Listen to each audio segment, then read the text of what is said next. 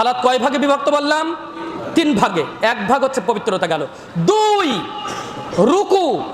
বারবার আপনাকে বলেছি, রুকু যদি ঠিক মতো না হয় তাহলে তার সালাত বাতিল হয়ে যাবে, কারণ রুকু হলো সালাতের রুকন। সালাতের রুকন, সালাতের স্তম্ভ হলো রুকু।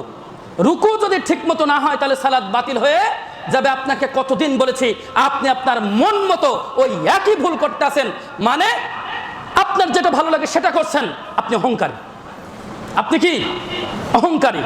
আমি আপনাকে বলেছি, দেখেন তো মনে আছে কিনা, হাত থাকবে টান টান হাঁটুতে যখন যাবে, হাঁটুর উপরে রেখে হাত থাকবে টান টান, 2 হাত, পা থাকবে টান টান, মাজা থাকবে টান টান, পিঠটা থাকবে টান টান, আর সাথে মাথা থাকবে টান টান।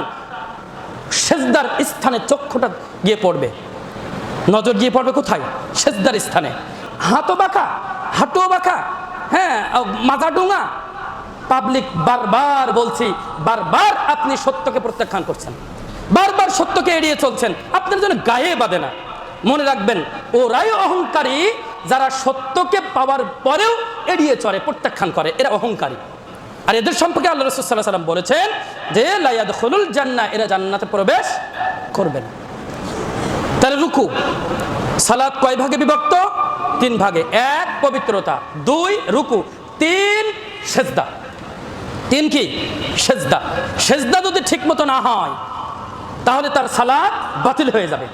সেজদা যদি ঠিক মতো না হয়, কারণ রুকু যদি ঠিক মতো না হয় তাহলে তার সালাত বাতিল হয়ে যাবে, কারণ রুকু হলো সালাতের রুকন।